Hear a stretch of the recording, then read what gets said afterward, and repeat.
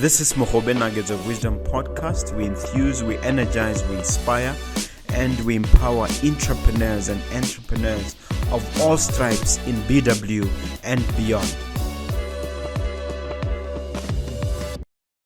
Dumela, hello and welcome to another Mogobe Nuggets of Wisdom podcast episode. I am thrilled, excited, and energized as always to come to you and bring you another episode. We're going to talk about personal development and things of that nature, entrepreneurship, from a very, very unique angle. You're going to love my guest. But before I introduce the guest, or the guest introduces himself, just do me the kindness of striking that notification bell. And more importantly, please hit that subscribe button. We really need you to keep ourselves afloat. It's the only way we can do it. I thought there was. Sometimes I wish there was an easier way than pleading with you to hit that subscribe button for us to stay afloat. Let me bring you on, sir. Be kind enough to tell the viewer your name and your background. Okay, my name is Aljay Weale. I'm the founder of Green Arrow Transport Botswana. The company was founded in 2020. I've since been a part of several startups within Botswana, including Cotton Cloud, which is a brand you'll see if you go to the fields more.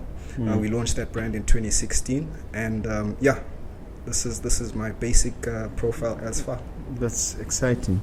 Can we talk education and academics for a little bit? Yes, sure. I'm Zimbabwe born. I was educated in Zimbabwe. I received my diploma in marketing management from the Institute of Marketing Management. I then went into the hospitality industry. I've successfully worked at more than about 18 jobs in my life. And at my age of 37, I think that's a bit of an accomplishment. But also at the same time, I found it very hard to settle into any roles with any companies. I don't know whether it's my energy or my spirit, because I have a hard time with settling in and getting routine work done. I learn very quickly, so I adapt very quickly as well. And I believe that my 20s were the years when I just wanted to get out there, a hunger for knowledge. So I traveled and I worked a lot. I left Zimbabwe. I worked in South Africa. I was in Joburg for about 7 years. I then moved to Cape Town, where I worked in the Atlantic Seaboard for another 2 years. I did some work in Botswana before going to Zambia, Lusaka.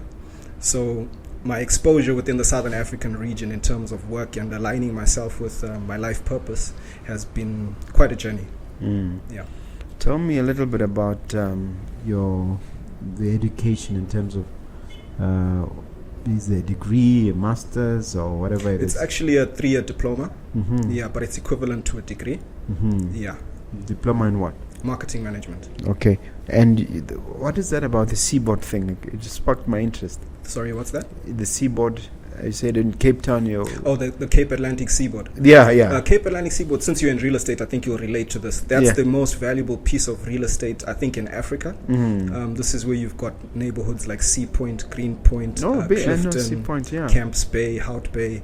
I was situated in Clifton Beach. I was actually working as a restaurant on the coast.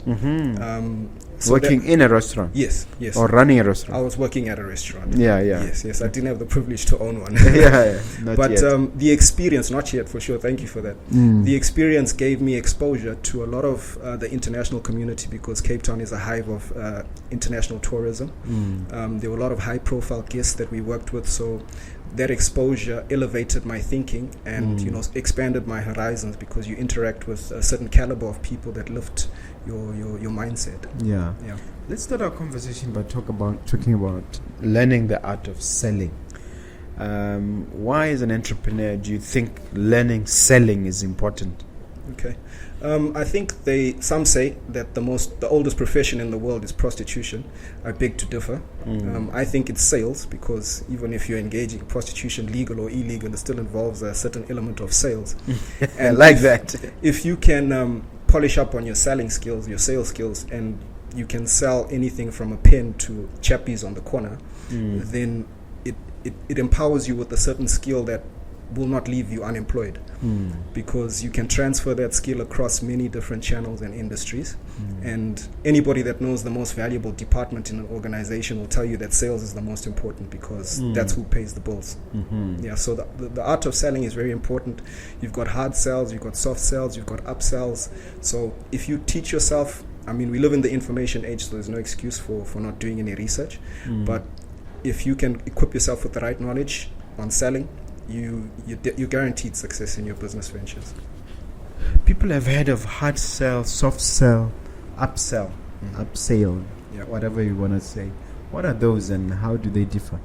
Okay, you've got your hard sell, which is basically a commodity which sells itself. So you've got your bread, your regular stuff that you don't really need to advertise or market aggressively. You've got your soft sell, which comes in with suggestions.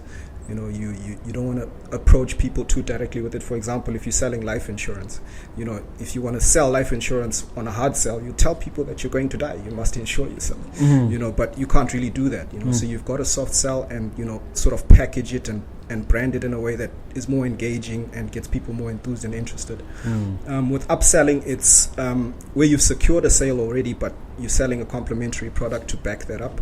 So, for example, working in the NFT and crypto space with IT guys and developers, if you've got a children's book, for example, you might want it done in augmented reality. So to upsell on that, you could do a videography of that book and turn it into something that you can broadcast on your social media channels. That's upselling. Yeah. Okay, let's talk about your specific business. How did it start and what exactly are you selling? Okay, Green Arrow Transport is a cross-border third-party logistics company. Started in 2020. What happened was I was employed at a logistics company to start up the logistics branch of it. It wasn't exactly a logistics company, but they had a lot of stock that they needed to move across borders. So they purchased some vehicles and they contracted me to sort of launch the transport division of it, because to make it profitable, they would need to find outside clients. So I came in with the initiative in 2018. I worked with them for 2 years. We managed to launch the company successfully. It was called Axel Logistics. After realizing the success of the business and that my contract had come to an end, I decided to venture into my own field. Yeah. And the company does what? The field you're in now. What do you sell? We focus on cross-border transportation. That's import-export. So basically, it's bringing in goods from ports like Durban and Walvis Bay. I suppose the one way of answering it is, who's your typical customer and what do they want? I tend not to discriminate in the market when it comes to transport and logistics, because in the end, every business has a supply chain. They have a source of supply and they need transportation. So when I came into the game, it was mainly focused on container transportation because of the shipping routes that are coming in through Walvis Bay and Durban. I then diversified into other commodities like building materials and such. But the core business was basically transportation of containers, shipping containers to be specific. Okay. Yeah. And what sort of infrastructure or stock does one need to run such a business? Well, to be honest with you, we don't have any assets at Green Arrow Transport Botswana. Our assets are our people. I came in to facilitate the out-of-work transporters and truck driver owners who didn't necessarily have the education or the skills to run the admin side of the building. They didn't have the know-how to sit down with key decision makers in businesses and sign contracts on long-term deals. So I came in to facilitate and help these transporters find their niche, so to speak, and grow their business from inside. Yeah. Yeah. One of the things you believe in is know your product, know your customer. Can you unpack that for us? Certainly. Knowing your product is essential because it gives you an arsenal of weaponry that you can use when you approach a customer. It's much more different than approaching somebody hoping that they buy your product for the sake of buying it, because that's not what's going to happen. Customers usually purchase things, they spend money on things that they value, and they value things that they spend money on. So depending on your price point, you've got to have an in-depth knowledge of your product so that you can communicate its unique selling point to your customer and exactly how they'll benefit from that. And then also knowing your client is an ongoing thing, because clients' needs and wants change over time, so you've got to be adaptable. And maybe your product is deficient in some area or the other, and you'd have to modify it and develop it accordingly. Okay. Did you have to attend any courses to attain the mastery in these areas, knowing customers, sales, etc.? Well, I've attended several seminars and talks with influential people. I've had the privilege of sitting in to listen to people like Vusi Tembegwayo in person. I've interacted with people like Gil Ovid, who's the CEO of the Creative Council, which is the biggest advertising agency in Africa. Mm-hmm. So getting insights from these individuals about mastering the basics was really important for me, because at the end of the day, if you read books like The Art of War, there's very basic principles and fundamentals that govern society. So if you master the basics, I have a saying that a life philosophy actually that I run with, which is mastering the basics can produce the most complex of results. So understanding your market, understanding your product is one of the most basic things that you can do in setting out in a business venture. Yeah. Speak to the idea that money is a byproduct of consistency, Right. which is something we've discussed. I work with something called the 4 Ps, which is practice, patience, persistence, and perseverance. Right. So practice in that you're going to fail sometimes. Right. So in order for you to perfect your art, you've got to be consistent with applying, the lessons that you've learned along the way. You've got to be patient with yourself. You've got to be patient with your market. You've got to be patient with your team, because not everybody's perfect, and every day is an opportunity to learn something new. Perseverance is being able to handle the knocks that you face in business and keep pushing through, and being persistent. Being persistent is definitely one of the important things. Persistence. Practice, patience, persistence, and perseverance. Okay. Without those 4 Ps? Well, look, I'm not saying that these are the be-all and end-all, but they've definitely been a guiding principle for me. Okay. Yeah. Can you give us practical examples in your life and in your business? Yes. A couple of times, we've faced issues with trucks, because I view it as a just-in-time business. It's very intensive. There's no sleep sometimes, as long as the trucks are on the road and you're carrying valuable commodities on behalf of a client. So if anything goes wrong, you could be liable. So we've had cases where a truck will suffer a breakdown, a serious breakdown, where the client's load would have to be contracted by another transporter. And at this point in time, you've already lost business from the client, and you're facing maintenance and repair work on the trucks and the vehicles that you've been using. So when you're running on a shoestring budget or a bootstrap budget, it's very difficult to pick up from that loss, because truck is heavy duty maintenance, and some of these parts can cost you in excess of 50,000 pula. So when you're running on a shoestring budget, that can really intimidate you and set you back, and you could feel like giving up at some point. So you revert back to the fact that your vision is to keep pushing and to keep the business alive, and that's what keeps me going.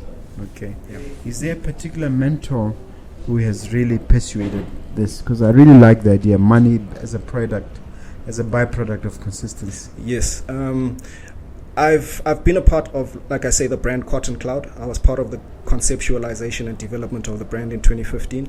It's now grown into one of Botswana's leading luxury brands, and my mentor is actually the owner of the company. Right, he's guided me on my business journeys. That's another thing, is that I've managed to maintain relationships with previous employers. The gentleman's name is Lyndon Jones. Lyndon Jones. Yes. He also owns a linen company. I think it's one of the biggest linen companies in Botswana, called Contemporary Linens. I know about it. Yes. I buy from it. Yes, they are suppliers to the hospitality industry as well as other clientele. So he's been my mentor for the past 5 to 6 years, and he's really guided me in my business decisions. Like I said, I maintained a relationship with him because I was previously employed by him, and we maintained good relations after my employment, which is always a good thing. I don't believe in burning bridges, and basically he's one of my mentors. Yeah. Let's talk discipline. You say that it's important to have a routine and to be meticulous. Yes. And to be disciplined. Yes. First, I want an illustration of what that means, and then I want examples in your business or in your actual industry of that. Being disciplined and having a routine go hand in hand, because you can't have a routine if you're not disciplined. Always keeping to a certain schedule where you've got your task laid out in front of you and you execute them according to the right times. and ahead of time, actually. That actually helps you with the everyday hustle and bustle when you're presented with challenges. In my business, how I've implemented this is, for example, I have what I would call a 3-hour workday. Right, my 3-hour workday involves getting to the office and doing all my admin during the first hour. This would involve tying up any loose ends from the previous day or from previous days before. Answering emails. Yes, answering emails and all that sort. And then the second part would be communicating with my clients and my drivers, right, to make sure we're on the same page, or finding out where they are at and what their requirements are on both sides, internally and externally. And then the third hour would basically be planning for the rest of the day and dispatching, getting the work done. And then after that, I mean, the logistics industry it's I would like to think of it as crisis management. It's constant crisis management, because you would think that it's a very simple concept to pick up, collect products and deliver, but you're not really prepared for the obstacles that you're going to face on the way. So out of the 8 days, 3 years are for the work. Then the remaining 6 are for crisis management? Yes. The 3 hours are for the work. You lay the foundation and make sure that your loose ends are tied up. And then you're basically monitoring the trucks where they're on the road, their fuel levels, maintenance, the driver's got his allowance, he's got enough money for tolls, you know, if he's border regulations with paperwork for the stuff that we're transporting across the borders, you've got to have your clearing agents on speed dial, and also maintenance and recovery services to make sure that if there's any mishaps or delays on the road, you can quickly pick up from that. So there's a lot of firefighting involved. Indeed, definitely. I've actually had to represent my company in a court case that we won when dealing with a client who was being a bit hard up about payment. So Can you share a little bit without mentioning names on that? Yeah, sure. It was an ongoing relationship with one of the clients that basically had an account with us. So we would do work for him ahead of his payment, and then he suddenly decided to stop paying or become a bad debtor. And after that, things got a bit sour. I had to escalate the matter because I could see he wasn't budging, not answering my calls, not answering emails and such. So I had to take the matter further. I had to take him to court. The case took about a year, 6 months to complete and close, but we won the case successfully. We claimed damages and restitution, so it ended well, but it was a knock for the business. Yeah. And sometimes how do you come back from that? Because the relationship is damaged. Honestly, you talk about reputation in business, and it goes both ways. You're a service provider and you're dealing with a client who's not good at paying debts. So you've got to cast out the bad apples. You can't maintain a relationship like that. Some relationships are worth ending. Yeah, that's true. Surrounding oneself with a good team, you know. I've also heard that if you're not the smartest guy in the room, you're in trouble. You're in the wrong room. So sometimes I wonder about that why do I get all these smart people to surround me? 100%. I believe that depending on your interests and your drive, you will attract certain people into your life, and you have to be apt and aware of what value people carry with them. I've been fortunate enough to meet people, for example, like Lyndon Jones, who started his company on a bootstrap budget and managed to grow it into one of the biggest national brands. Surrounding yourself with people who have complementary skills or who have strengths where you are weak also facilitates your growth, because you learn from them. You basically bounce energy off each other, and it becomes a productive relationship in its entirety. Also, there's certain relationships that you have to see as key in building and growing your own company. There's been a recent CIA study which was released about the 4 personality traits that are essential in establishing a business. From the CIA? Yes, this is from the CIA in the US. And they speak of 4 animals. They give them animal classifications. So firstly, you've got your lions. Your lions are your planners, you know, the pedantic ones who think 6 months ahead. They're meticulous with the admin as well. Then you've got your creatives, which are your foxes. Your creatives are your idea generators, the innovators of the company. And then you've got your cheaters. Your cheaters are your action takers. These ones operate with a sense of urgency. They're very results driven. And last but not least, you've got your bears. Your bears are your relationship builders. These are the ones that nurture the relationships within the organization and without, with your clients and suppliers. So how does one go about identifying these people? I mean, how are you going to know in the context of an interview? Or if somebody wakes up saying, look, I want a new team. How do you identify bears from lions and so on? I guess it comes first and foremost with knowledge of self. You have to understand what your key strengths are, and then you'll be able to pinpoint other people's strengths based on where you stand. So, for example, if you know you're strong in a certain area and you're weak in another, you can easily identify someone else's strengths in that area that can compensate for your weaknesses. So it's really a matter of experience. Yes. This one is interesting. I was thinking of adopting it. You are not a boss if you can't take a loss. Yes. I'm reluctant to ask you about this because I don't like the idea of losing. Okay. And I don't like the idea of being called a boss. But I'm sure you're going to help me understand it better.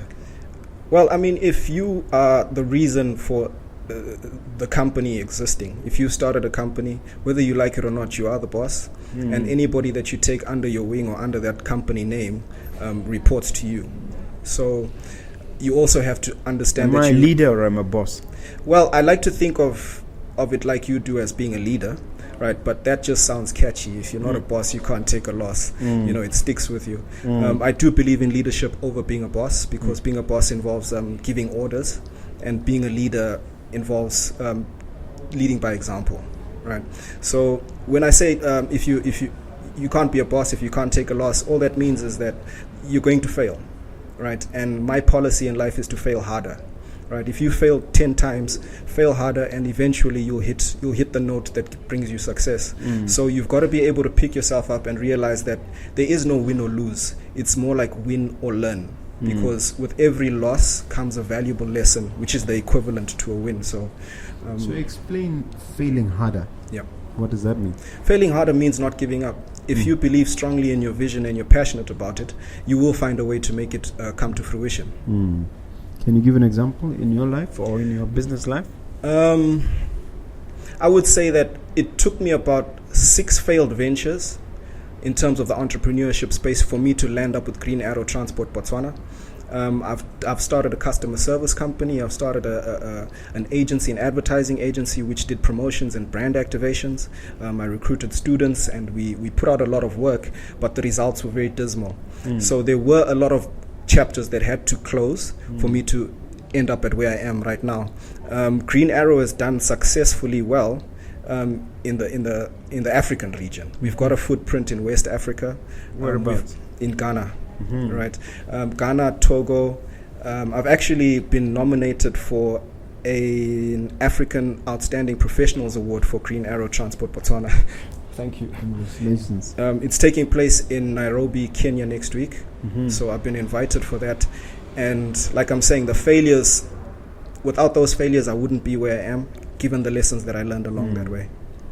So in other words, Green Arrow is an amalgamation of these seeming failures. Indeed. And it has turned out to be a great success. Indeed. All the lessons learned along the way created experience. They say bad judgment, good judgment comes from experience. Yeah. And experience comes from bad judgment. Okay. I know for a fact that you are based here at Mogobe Plaza. Yes. If a person comes to see you as a potential customer, typically what can they expect?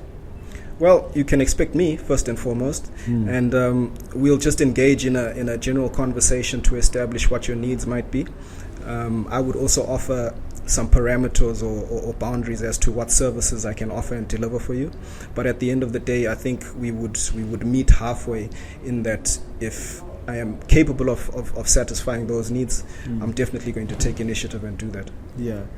Now, I know that you dabble into the crypto NFT space. Yes.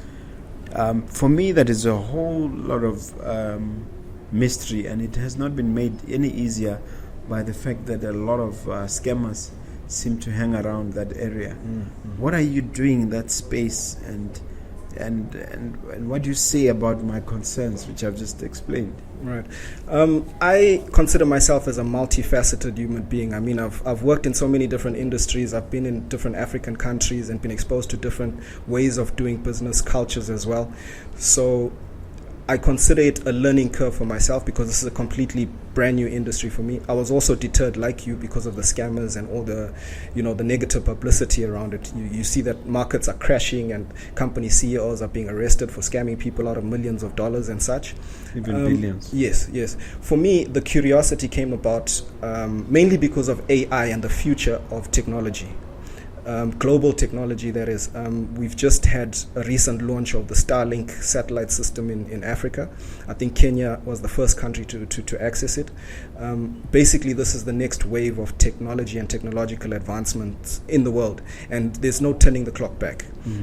AI in itself is very intriguing because of its capabilities and its ongoing development. So I'm actually taking a course in AI, machine learning, and deep learning.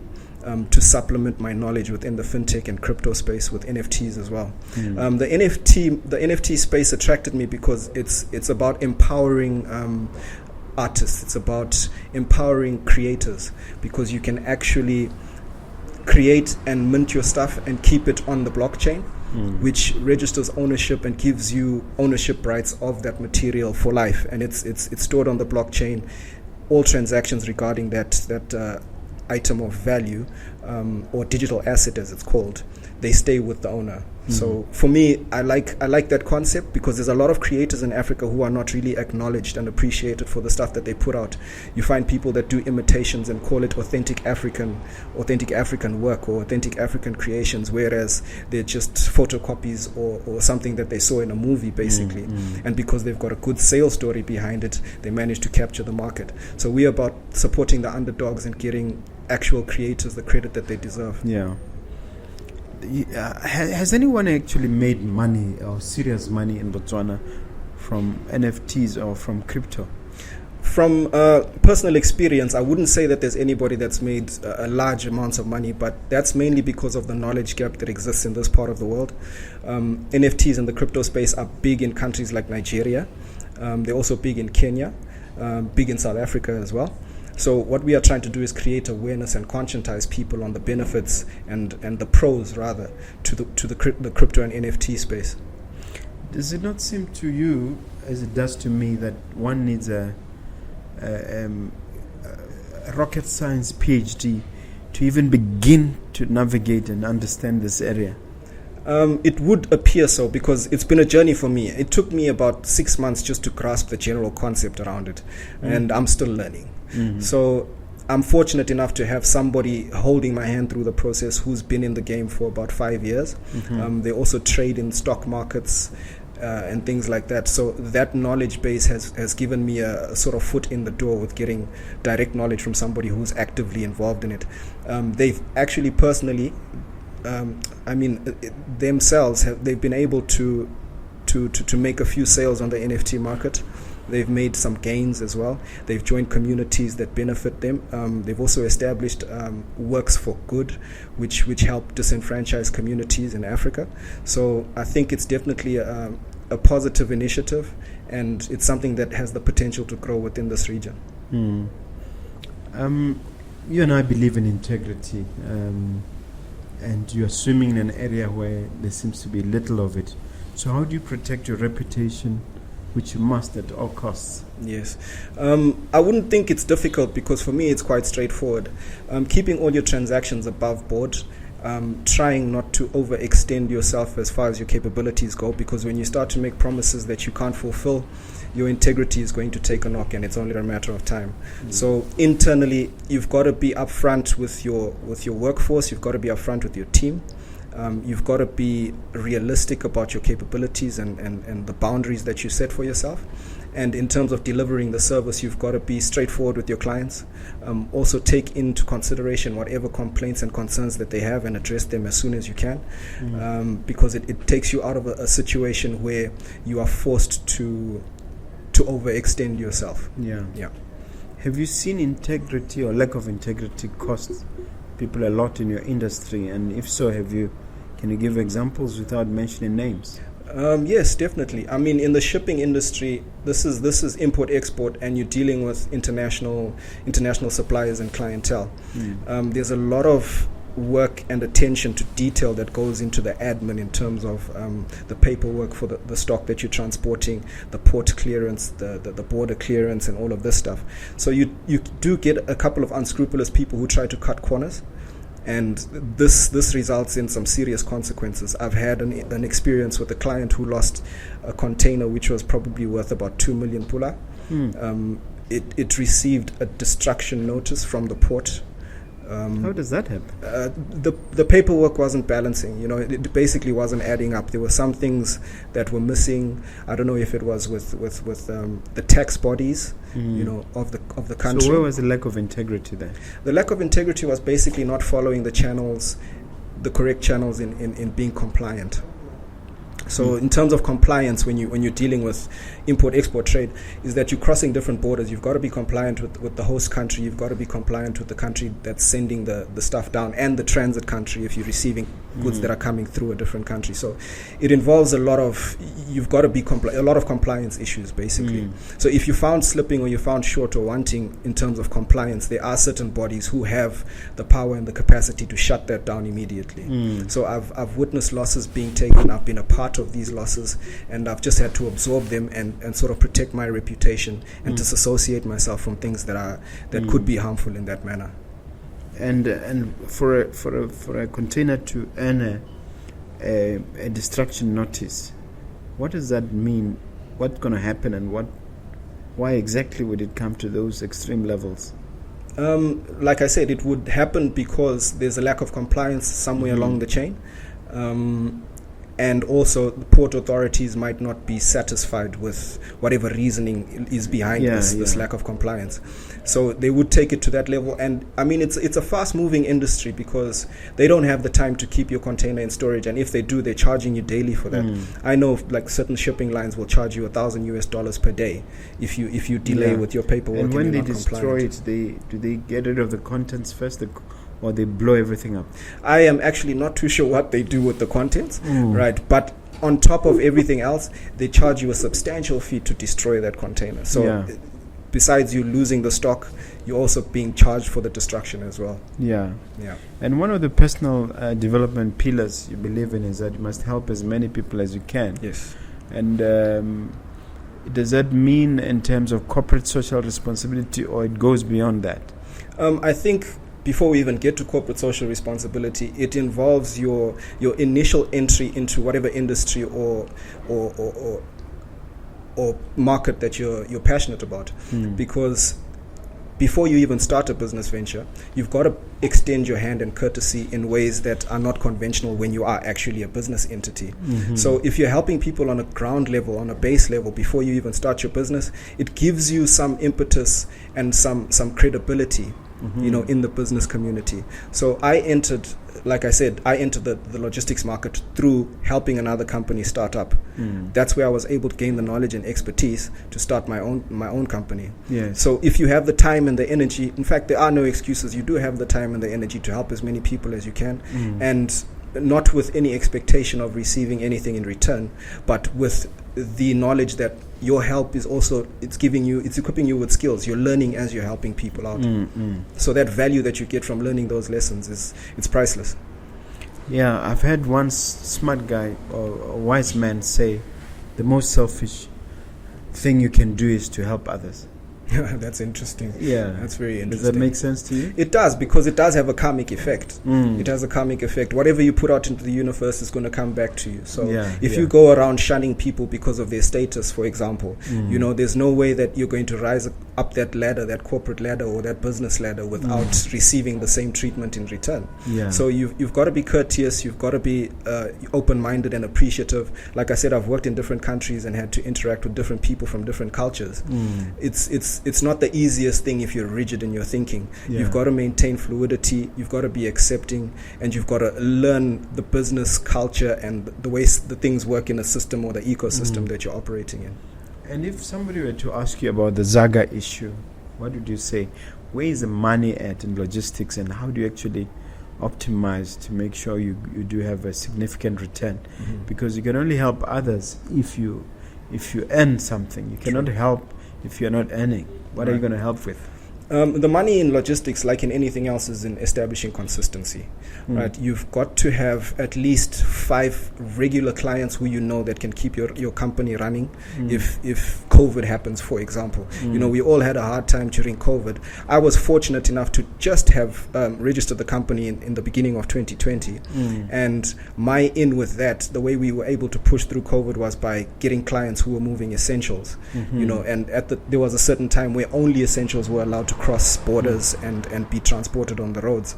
So I got a client who was moving things like sanitizers, masks and things like that. So it kept the business alive. And like I'm saying, you've got to have a good customer base that will keep your company functioning if all else fails, including the global economy.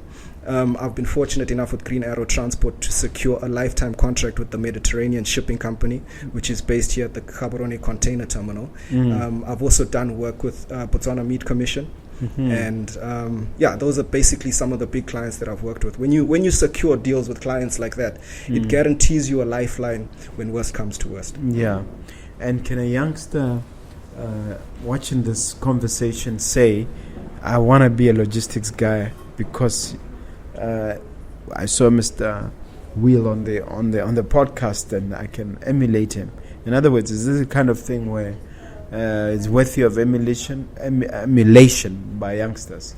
100%. I would encourage more people to enter the logistics space because it's a very deterring industry. The amount of challenges that you'll face. The logistics industry, for example, statistically, 85% of logistics companies fail within the first 2 years. So there are the challenges that will make you want to put down your tools, park your vehicles and say, look, I'm going to try something else. Maybe if I do shorter distances, maybe if I get smaller clients, you know, but if you've got the tenacity and your vision is big enough, the market is completely open. I mean, you've got goods moving every day across borders. So there's nothing deterring you except your own tenacity and your perseverance to push through. Yeah. You touched on COVID. How was COVID, how did it impact you, negative or positive? For myself, I wouldn't say neither negative or positive because I had established myself as a brand with my clients and with my team as well. So there was a lack of work. For lack of better words, there was a lack of work. It wasn't as consistent as we'd like it, but we managed to stay afloat and generate enough profits to push us out of COVID. Yeah. One of my sayings is ready, fire, aim. And I see you also relate to that because you believe in agency. Yes. Do it now. Yes. The time to do it now is now. Yes. Okay. Well, you dramatize it by saying you will die. Yes. Explain that aspect. Yes, this is. I don't think it's dramatic. I think it's more like facing reality. When you come to terms with your own mortality as an individual, you realize that your time is limited, and the value which you bring while you still have time, you know, is now.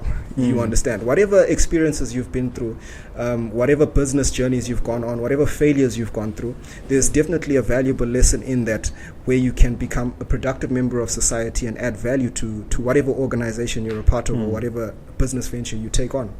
So in terms of time, in Africa, you know, there's this saying that some things happen on African time. And I don't believe in that. I just think it's a matter of not recognizing the amount of value we can add to our economies. I will always say that early to go to bed, early to rise keeps you young, wealthy, and wise. So you've got like to that. Something Benjamin Franklin said. Yes. Yeah. So you've got to appreciate the basic things. You know, the fact that you've got a healthy, functioning body. You know, you got to be grateful for that. The fact that you've been educated or you received an education formally or informally. You know, that's something to be grateful for. These are all things that can be used because you've got so many entrepreneurs who make it big time without having those basic, tools. They weren't educated. They come from poor backgrounds and all of this. So you look at yourself in the mirror every day when you wake up and say, what's your excuse? And the answer to that is going out and working hard to achieve your goals. Yeah. How did that come about? I mean, what triggered that sense of urgency? Is it something in your training?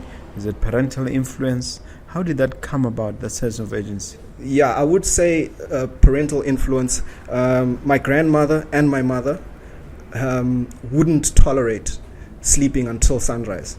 You understand? They would wake you up before sunrise and tell you that you can't afford to do that in this life, especially as a man. So it was drilled into me at a very young age in terms of being disciplined. Because of that, now I can consistently, without any effort, wake up before sunrise, be disciplined enough to have a health routine where I wake up and I run for 10 to 20 Ks. I've competed I've participated rather in the Soweto Marathon in South Africa. Wow. I've run Diacor twice. You know, these are things that I wouldn't have had the mental capacity or even the inclination to do without having that discipline instilled in me by my mom and my grandma. Yeah. Did they spank you, say, if you don't get up? Oh yes, that was an important part of growing up. You know, as a child, they say you don't learn not to play with fire until you get burnt. Yeah. You know, so they brought the pain where lessons were meant to be learnt. You know, and sometimes they say it takes pain to make your brain a bit smarter. So I don't look back at it with any regrets or remorse about the situation. But the part I want to ask you is, why do you need to remind yourself you will die for you to do something?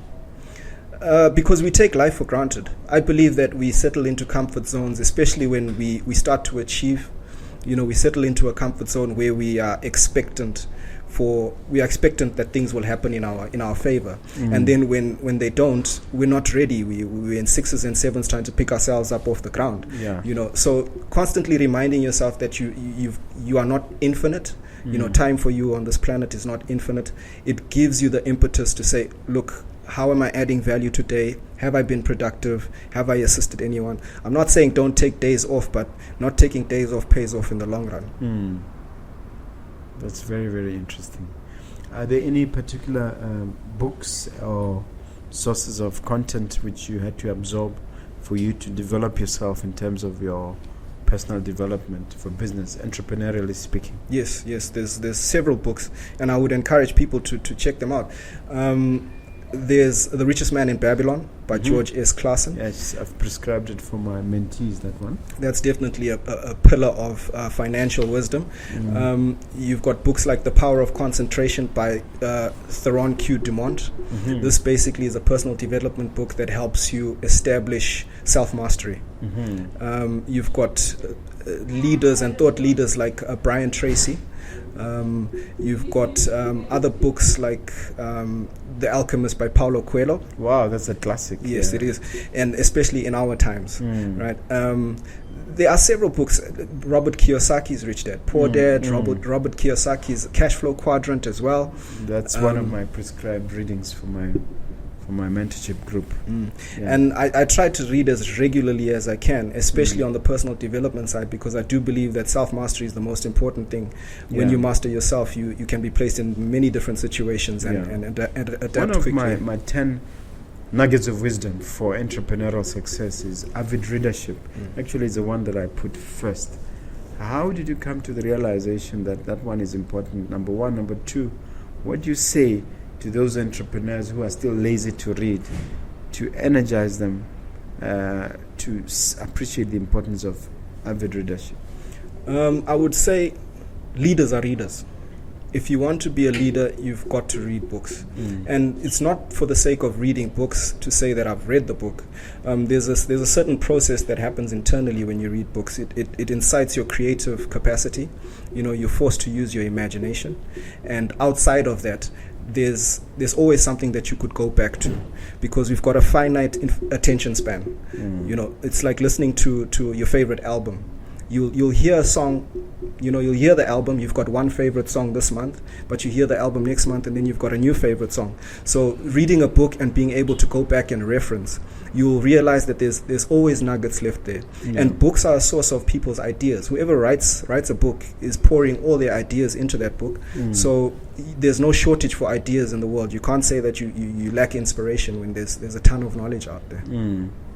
And this one may be a bit discouraging for employees, but you believe in be a student, not a follower. Yes. Employees have to follow, right? Definitely. So why do you say people should not be a follower? Because of the connotation that being a follower has. Being a follower entails doing as you're told, going according to the rules as they've been laid out, not disrupting, you know, sticking to the status quo. Whereas being a student involves you taking notes, highlighting inefficiencies and points of improvement, and basically being able to transform what is not working as smoothly as it could, because you've spotted a way that it could be done better. So being a student means constantly learning and questioning, being a critical thinker as well. Yeah. How did you apply that in your entrepreneurial journey? On the entrepreneurial journey, that's essentially the value proposition that I would offer my clients when they hire me as a consultant, is to eliminate inefficiencies. So it's basically to learn the system that they operate with, pinpoint those inefficiencies, and this would be equivalent to, say, if you're looking to invest in cybersecurity, right? I would get a hacker to hack into your system, sit with you in your office and say, this is why you need cybersecurity. Yeah, you understand. So it's monitoring the systems that are currently in place, pinpointing inefficiencies, and then working to innovate to eliminate those inefficiencies, to create a smoother running system. Because essentially what a business is, you can't be the business as an individual. You have to create a system. Okay. A system that works efficiently, even when you're not in the office. And what the system does is it perpetuates itself, even in your absence. Okay. Let's talk the future now in terms of foresight and outlook. What do you see happening to your brand in 10, 20, even 30 years? What can we expect from your logistics enterprise? I'm looking to extend the footprint in Africa.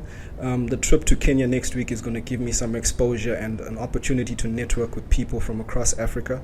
We're trying to encourage inter-Africa trade. With the way the global economy is looking now, there's been a withdrawal from the dollar standard and so on and so forth. The BRICS nations are uniting. So there's definitely going to be a major drive to encourage inter-Africa trade within Africa, within the continent of Africa. And I'm looking to expand, like I said, the footprint as far and as wide as we can go. So far, I think we've done, like I said, Ghana, West Africa. We've done Togo. We've done Zimbabwe. We've done Zambia. We've done Namibia. We've done South Africa. So we're looking to go also into Congo and further north as well. Are you going to be establishing physical offices in these places, or you're totally digital guy? I like the convenience of being digital. It allows for versatility. And you're not rigid, you're not confined by the fact that you close your office at 6 p.m. and you turn out the lights, because the logistics industry won't allow for that. You've got to be on the board 24/7. There's trucks running at night, anything can happen. So that mobility and that being digital, it's definitely a benefit. And that's one of the lessons that I took away from COVID, is that the whole brick and mortar store thing, it's becoming an outdated way of doing business. So let's look at the outlook going forward in terms of numbers, and how many people do you employ now, and how many people do you hope to employ, and what's the size of the company now, and what are we looking at? I'm talking decades, right? Looking at the major industry competitors, you've got companies that have fleets of 500 trucks. Okay, that's an audacious vision to have, right? But I do have my sights set on that type of volume and quantity, right? I've worked with, thus far it's been about 3 years, I've worked with about 30 to 40 drivers, truck owners, some guys that are contracted as drivers, and I won't say that it's the easiest thing to do, working with drivers and transporters, because they don't stick around for long. I've now cut down from those 30 to 40 to 3 of the most reliable guys that I have who've been with me for the past 2 years. So we're looking to expand always, but expand in the right direction and with the right people. That's very interesting also. Now, I suppose the other question that I need to ask, and that I often ask my guests, is, look, you can't get to where you are without setbacks, without calamities, without even cataclysms. Can you share one or two and tell us how you got out of those setbacks? You've got to believe in yourself and your vision. There's no room for doubt, especially when you've been hit by a setback. There's a saying, a minor setback for major comeback. And that's what always motivates me. In the midst of a crisis, I'm excited. I'm excited about the fact that getting out of this crisis will equip me with even stronger skills. This is me sharpening my blade, being able to, tackle whatever obstacles are put in front of me. I've also got a life philosophy that involves eliminating negative and destructive self-talk, right, including you personally and amongst your team. We don't use the word problem. We use the word challenge or obstacle, because that gives you impetus and it inspires you to move forward. You actually, warn them when they use the word problem. Yes. I say, no, this is not a problem. This is an opportunity to show yourself. It's an opportunity for you to overcome the obstacle that's in front of you. So you still haven't answered my question. The major setback you had and how you dealt with it. There's so many. There's so many. But I think the major setback I've had was losing a load. We lost one of the customer's containers because of a breakdown. So we didn't make it to port in time, which resulted in a serious expense on behalf of the client. What happened? What stopped you? We had a breakdown in the middle of nowhere, and it was very difficult to get maintenance guys on the scene. To couple that, we had an employee who abandoned the truck. So it involved, it was helter-skelter for a few days. And while this is going on... Between here and what, Welvis Bay or something? Between here and the port of Durban. Yeah. So while this is going on, the shipping company is charging demurrage, which is just about 1,000. Demurrage is a fancy word for? For delays. No, for delays. Yeah. You're given a certain amount of time to have your container turned into the port. So if you overlap those days, they start to charge you daily. So it resulted in quite a sizable expense on behalf of the client, which I then had to step in and negotiate with the shipping company and the shipping line on behalf of the client, because essentially it was a transporter issue. So we lost business for a few months. It required a lot of relationship management and sort of remedying that situation from not happening again. But along the way, I got to meet a lot of maintenance guys that were in the area to ensure that if this ever happened again, we'd be ready for it. So there was always the lesson that came out of it. So some good came out of it. Yes. Okay.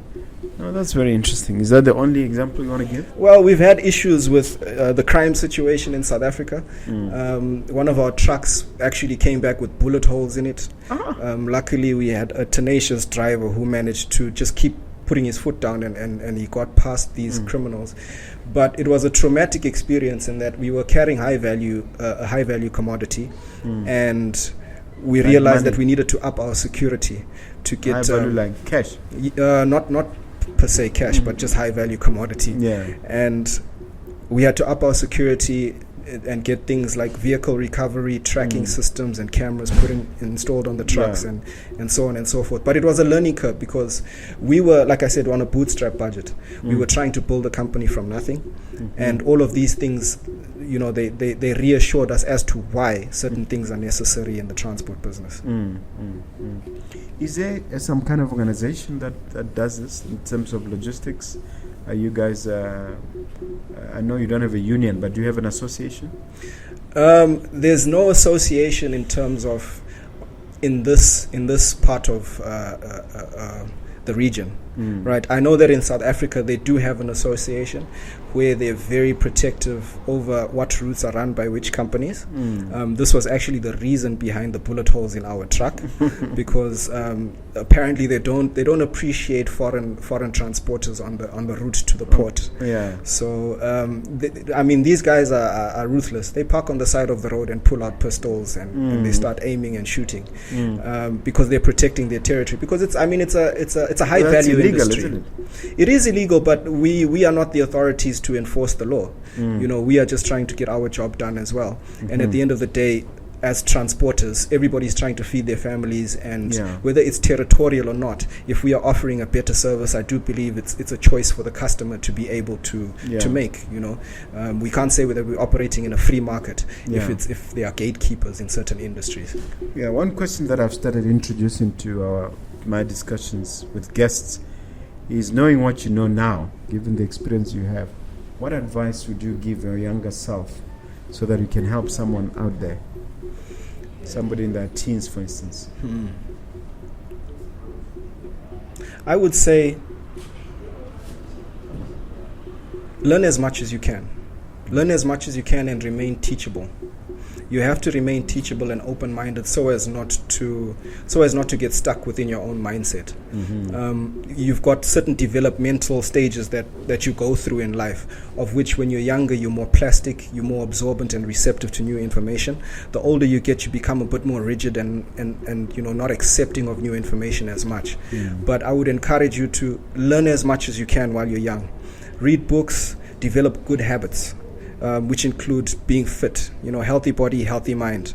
If you've got a regular routine of fitness, you have a good diet, you're feeding your body well, you're feeding your mind well with the right content and information.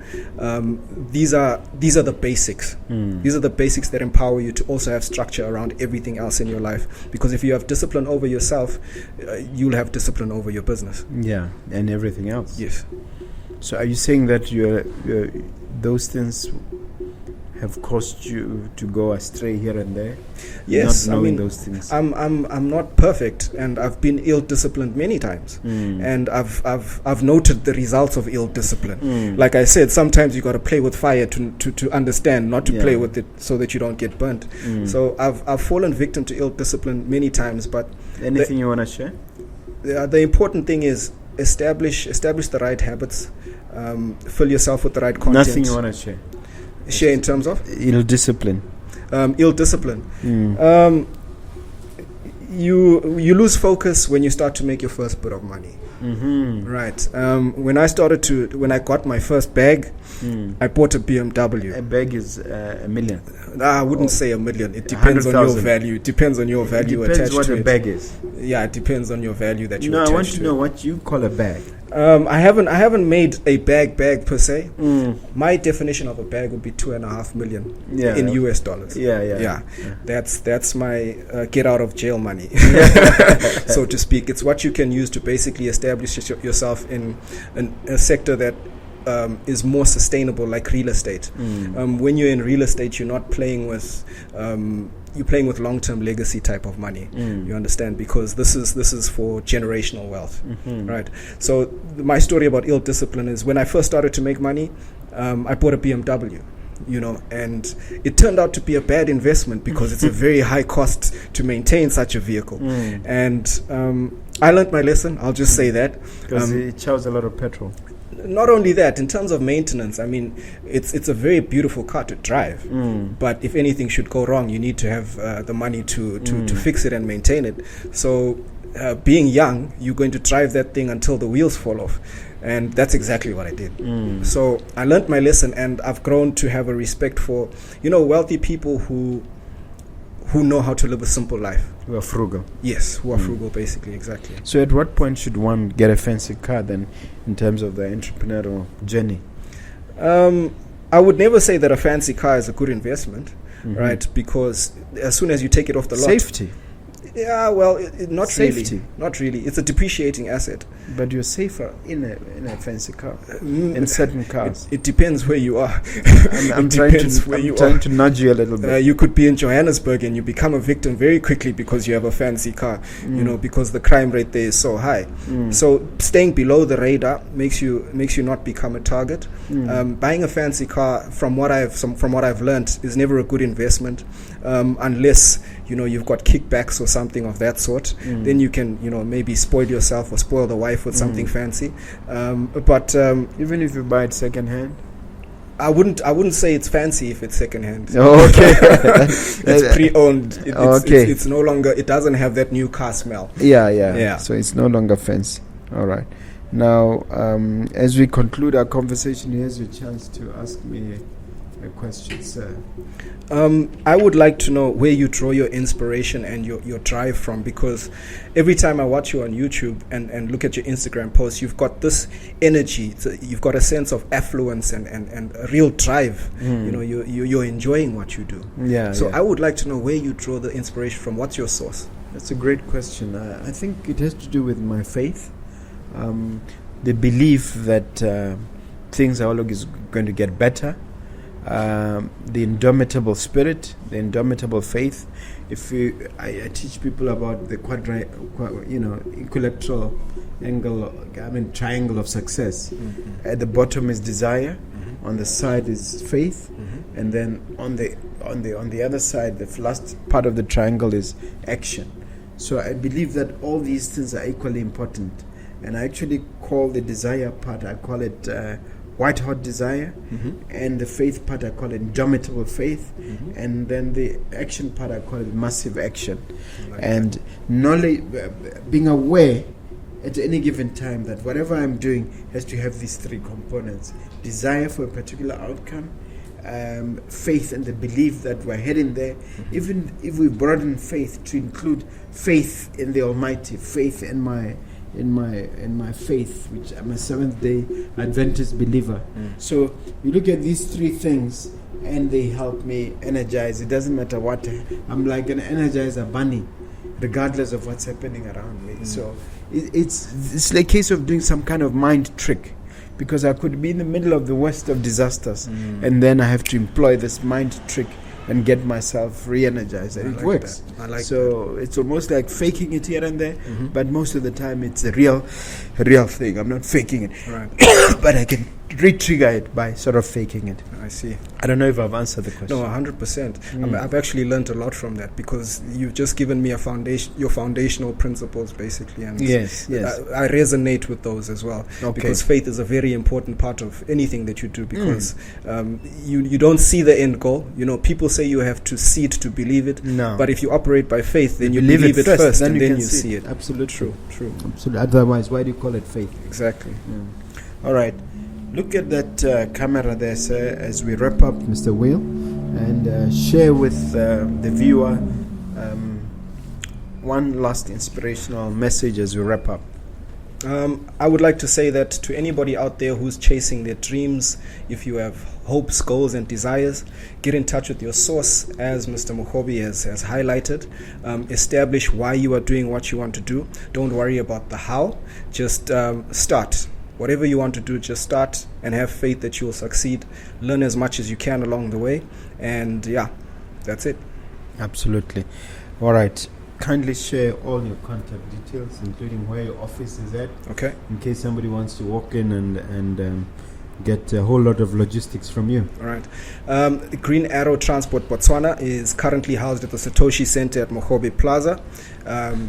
You can come in, have a chat with me, or you can contact me on my direct line, which is 751-64349, Botswana Contacts. You can reach us on Facebook at Green Arrow Botswana. Follow us, like the page. Thank you very much. Is there no WhatsApp number? The Botswana number is the exact same number as the WhatsApp number. It's all across. Okay. Yeah. Thank you so much for having me. Thank you. Cheers. Appreciate it.